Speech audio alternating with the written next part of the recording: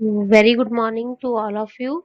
So today we are going to discuss the new topic of HR which is human resource planning.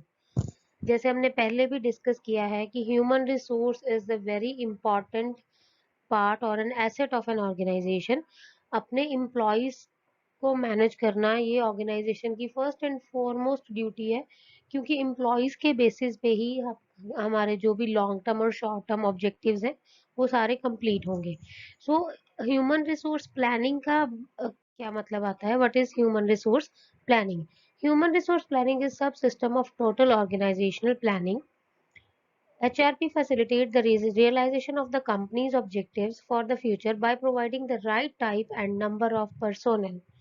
HRP is also called manpower planning, personnel planning और employment planning. अब हर एक organisation के लिए ये बहुत ही ज़रूरी है कि वहाँ पे जितने एम्प्लॉयज़ रिक्वायर्ड हैं उतने एम्प्लॉयज़ होने चाहिए। अगर आप ज़रूरत से ज़्यादा एम्प्लॉयज़ अपने पास रखोगे जितनी नीड नहीं है, तो उससे क्या होगा, सैलरीज़ का बर्डन बढ़ जाएगा और आपकी कॉस्ट बढ़ जाएगी, which will ultimately affect the profits of the organisation.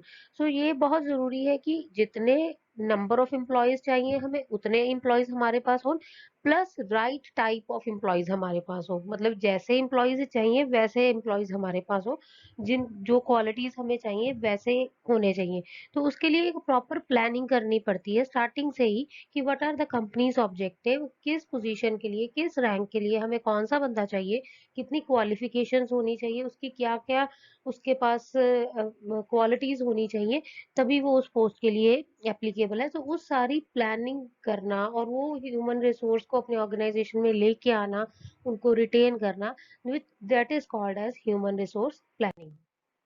Next is importance of human resource planning. अब इम्पोर्टेंस क्या है, ह्यूमन रिसोर्स प्लानिंग क्यों चाहिए हमें? फ्यूचर पर्सोनल नीड्स, टाइम के साथ फ्यूचर के हिसाब से हम एस्टिमेट करते हैं। अगर लेट सपोज फ्यूचर में हम सोच रहे हैं कि हम हमारा अभी एक बिजनेस यूनिट है, हम इसको और एक्सपेंड करेंगे, हम इससे 2 यूनिट्स बना लेंगे, तो उसके लिए हमें कितने पर्सोनल चाहिए, जो भी हमारी फ्यूचर की नीड्स होंगी उसको एनालाइज करने के लिए ह्यूमन रिसोर्स प्लानिंग जरूरी है। कॉपिंग विद चेंज, टाइम के साथ टेक्नोलॉजी चेंज हो जाती है। जैसे टेक्नोलॉजी चेंज होगी आपको अपने एम्प्लॉयज भी वैसे ही चाहिए होंगे जिनको न्यू टेक्नोलॉजी के बारे में नॉलेज हो। सो उसके लिए भी हमें प्लानिंग करनी पड़ेगी कि वो एम्प्लॉयज या वो चंक हमारे पास कहाँ से आएगा। क्रिएटिंग हाईली टैलेंटेड पर्सोनल, यहाँ अपने एम्प्लॉयज को के स्किल्स को डेवलप करने के लिए आपको उनको ट्रेनिंग देनी पड़ेगी, कुछ डेवलपमेंट सेशंस उनके लगवाने पड़ेंगे ताकि आप उनके टैलेंट को प्रमोट कर सको। प्रोटेक्शन ऑफ वीकर सेक्शन, जो वीकर सेक्शन है उनको प्रोटेक्ट करने के लिए human resource planning is also required. International level पे अगर हमें कंप्लीट करना है, इंटरनेशनल स्ट्रेटजीज बनानी है, तो it is very much important that right number and right kind of employees should be there in the organization. Features क्या हैं इसके? Futuristic, it's about the future goals या future plans regarding the employees. It's a continuous process, ये नहीं है कि आपने employees के बारे में आज प्लान आउट कर लिया, कल हम छोड़ देंगे, 3-4 महीने बाद हम दोबारा प्लान करेंगे। No, it is a type of continuous process, ये हमें कंटिन्यूएशन में करना पड़ेगा। पार्ट ऑफ कॉर्पोरेट प्लानिंग, जब हम एक ऑर्गेनाइजेशन के लॉन्ग टर्म या शॉर्ट टर्म ऑब्जेक्टिव्स प्लान करते हैं, उसमें ये भी एक पार्ट होता है कि हमने एम्प्लॉयज की प्लानिंग भी करनी है, from where to get the required number of personal. Flexibility, human resource planning is type of flexible. अब आप अपनी नीड के अकॉर्डिंग एम्प्लॉयज डिसाइड कर सकते हो कि किस टाइम पीरियड में हमें ज़्यादा एम्प्लॉयज चाहिए, किस टाइम पीरियड में हमें कम एम्प्लॉयज चाहिए। So it's a flexible type of, long term and short term दोनों तरह की प्लानिंग इसमें कवर की जाती है। नेक्स्ट आ जाता है objectives of human resource planning. First and foremost objective क्या होता है? To forecast the human resource requirement. पहले हम एनालाइज करेंगे कि फ्यूचर में हमें कितने एम्प्लॉय, किन किन पोजीशन पे कितने एम्प्लॉयज की जरूरत है। That is means forecasting the human resource requirement. Next is effective management of change. अगर कोई गवर्नमेंट की पॉलिसी में चेंज आ रहा है, कंपनी के इंटरनल एनवायरनमेंट में चेंज आ रहा है या एक्सटर्नल एनवायरनमेंट में चेंज आ रहा है, उस चेंज को मैनेज करने के लिए हमारा एम्प्लॉयज के ऊपर क्या इफेक्ट पड़ेगा या हमारी ऑर्गेनाइजेशन की वर्किंग के ऊपर क्या इफेक्ट पड़ेगा, और उस हिसाब से हमारे पास कितने एम्प्लॉयज होने चाहिए। रियलाइजिंग ऑर्गेनाइजेशनल गोल्स, जो भी हमारे शॉर्ट टर्म या लॉन्ग टर्म ऑब्जेक्टिव्स हैं वो हमने कंप्लीट अगर करने हैं तो उस हिसाब से कितना लेवल ऑफ परफॉर्मेंस चाहिए और उस लेवल ऑफ परफॉर्मेंस के हिसाब से कितने नंबर ऑफ एम्प्लॉयज चाहिए होंगे। Effective utilization of human resource, जो भी हमारे पास ह्यूमन रिसोर्स है, एम्प्लॉयज हैं, उनको हम इफेक्टिव तरीके से, प्रॉपर तरीके से यूटिलाइज कैसे करेंगे ऑर्गेनाइजेशन में। And last is promoting employees. अब एम्प्लॉयज भी आपके पास तभी सेटिस्फाइड फील करेंगे अगर टाइम टू टाइम आप उनको प्रमोशन दोगे, उनको सैलरी वाइज इंक्रीज मिलेगा या उनको अपनी पोजीशन वाइज प्रमोशन मिलेगा। So this is also one of the objective of human resource planning. Next is human resource planning process. सबसे पहले हम क्या देखेंगे इसमें कि what are the organization strategies और प्लान्स। हमारी ऑर्गेनाइजेशन का प्लान क्या है। लेट सपोज एक ऑर्गेनाइजेशन है, उनका प्लान है कि मार्केट में इस साल उनको 20% अपनी सेल्स को इंक्रीज करना है। तो सेल्स को इंक्रीज करने के लिए हमें नंबर ऑफ सेल्समैन भी ज्यादा चाहिए, ठीक है। तो उसके बाद वो देखेंगे ह्यूमन रिसोर्स रिक्वायरमेंट कि उस सेल को इंक्रीज करने के लिए कितने नंबर ऑफ सेल्समैन उन्हें ज्यादा चाहिए, ठीक है। That is human resource requirement. Next is human resource availability, कितने नंबर ऑफ सेल्समैन चाहिए और एट प्रेजेंट हमारे पास कितने अवेलेबल है, ठीक है।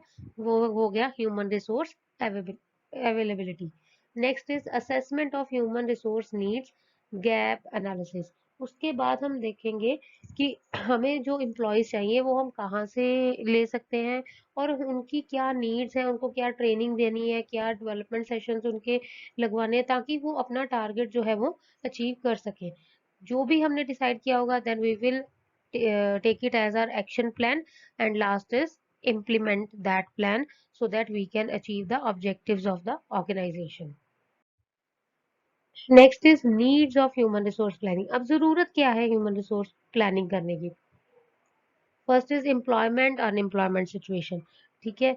अब जरूरी नहीं है कि आज हमारी ऑर्गेनाइजेशन में जो बंदे काम कर रहे हैं they are all are satisfied, हो सकता है they are not, maybe कुछ टाइम पीरियड के बाद वो जॉब छोड़ जाए, ठीक है। तो हमें अपने गैप को मेंटेन करने के लिए एम्प्लॉयमेंट अनएम्प्लॉयमेंट सिचुएशंस के हिसाब से ह्यूमन रिसोर्स प्लानिंग करनी रिक्वायर्ड है। टेक्नोलॉजी वाइज चेंज आते हैं, उस हिसाब से नई टेक्नोलॉजी के हिसाब से नए एम्प्लॉयज चाहिए होंगे। नेक्स्ट इज ऑर्गेनाइजेशनल चेंज, अगर आपका ऑर्गेनाइजेशन स्ट्रक्चर चेंज हो रहा है, ठीक है, आप अपनी ऑर्गेनाइजेशन को एक्सपैंड कर रहे हो, उस हिसाब से भी आपको नए एम्प्लॉयज चाहिए। डेमोग्राफिक चेंज, डेमोग्राफिक चेंज अगर आ रहा है ऑर्गेनाइजेशन में, in that case also we need the new employees, new skills. Skill shortage, कई बार होता है कि एक पर्टिकुलर स्पेसिफिक स्किल के पर्सन की शॉर्टेज है आपके पास, तो उन स्पेसिफिक स्किल के पर्सन को कहाँ से आपने अपॉइंट करना है, कैसे उनको सैलरी पैकेजेस देने हैं ताकि वो रिटेन रहे ऑर्गेनाइजेशन में, ये एनालाइज करना is a part of human resource planning. Government influence, कई बार गवर्नमेंट की रेगुलेशंस आ जाती हैं कि आपके पास इतने नंबर ऑफ एम्प्लॉयज होने चाहिए, तो उन रेगुलेशंस को कंप्लीट करने के लिए we have to plan the human resource. Next is benefits of human resource planning. अब एक ऑर्गेनाइजेशन को क्या बेनिफिट्स होते हैं ह्यूमन रिसोर्स प्लान करने के। First is lower HR cost through better HR management. अगर आप प्रॉपर प्लानिंग करके एम्प्लॉयज को लेके आओगे, आपको पता है कि कहाँ से एम्प्लॉयज आपने लेके आने हैं, उनको कैसे रिटेन करना है, तो आपकी जो कॉस्ट होगी that is also in a controlled parameter. अगर आपको इमीडिएटली कहीं से भी एम्प्लॉय अरेंज करना पड़ जाए तो वो जितनी भी सैलरी डिमांड करेंगे आपको वो हाई सैलरी देनी पड़ेगी। सो अगर आपने पहले ही प्लानिंग की होगी, पहले ही आपके पास एक डेटाबेस होगा जिसमें से आप अपनी पसंद के एम्प्लॉयज चूज कर सकते हो, सो उस हिसाब से आपकी कॉस्ट भी मैनेज हो जाएगी। More timely recruitment for anticipated HR needs, आप टाइम पे रिक्रूटमेंट कर सकते हो एम्प्लॉयज की। Better development of managerial talent, उनके टैलेंट को डेवलप कर सकते हो। Improving in utilization of human resource, जितना भी ह्यूमन रिसोर्स है आपके पास उसको प्रॉपर तरीके से यूटिलाइज कर सकते हो। Make successful demand of local labour market, local labour market से आपको एम्प्लॉयज मिल सकते हैं easily. And coordinate different HR programs, जो भी आपके एचआर प्रोग्राम्स हैं उनको आप प्रॉपर कोऑर्डिनेशन के साथ इम्प्लीमेंट कर सकते हो। टाइप्स ऑफ एचआर प्लानिंग, दो तरीके की एचआर प्लानिंग होती है। ह्यूमन रिसोर्स प्लानिंग दो तरीके की होती है। First is short term, second is long term.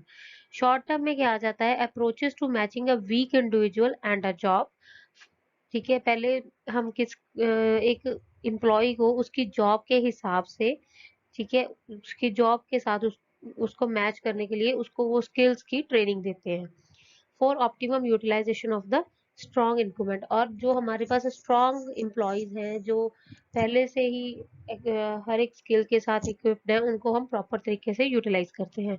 Long term में क्या देखा जाता है, प्रोजेक्टिंग मैन पावर रिक्वायरमेंट, कि फ्यूचर के जो हमारे प्रोजेक्ट्स हैं उसमें हमें कितने एम्प्लॉयज, नंबर ऑफ एम्प्लॉयज चाहिए, that is projecting man power requirement. Taking stock of existing man power, हमारे पास एट प्रेजेंट कितने एम्प्लॉयज हैं, that is called taking stock of existing man power. Recruitment and selection, उसके बाद हम recruitment और selection का procedure follow करेंगे। Recruitment होता है motivating the prospective employees to apply for jobs in the organization. हम रिक्रूटमेंट में हम ज्यादा से ज्यादा नंबर ऑफ एम्प्लॉयज को मोटिवेट करते हैं कि वो जॉब्स के लिए अप्लाई करें। सिलेक्शन में क्या होता है कि अब लोगों ने अप्लाई कर दिया, आप अपने कंपनी की जॉब्स के हिसाब से देखोगे कि कौन सा कैंडिडेट आपको सुटेबल लग रहा है और उनको आप सिलेक्ट कर लोगे। नेक्स्ट इज एचआर डेवलपमेंट, इसमें वो सारी चीजें होंगी ताकि आप अपने एम्प्लॉयज के स्किल्स को रेगुलर अपडेट कर सको, उनको उनकी उनको स्किल वाइज, उनको करियर वाइज डेवलप कर सको। So this was all about the today's topic. Tomorrow we will continue this topic. Thank you so much.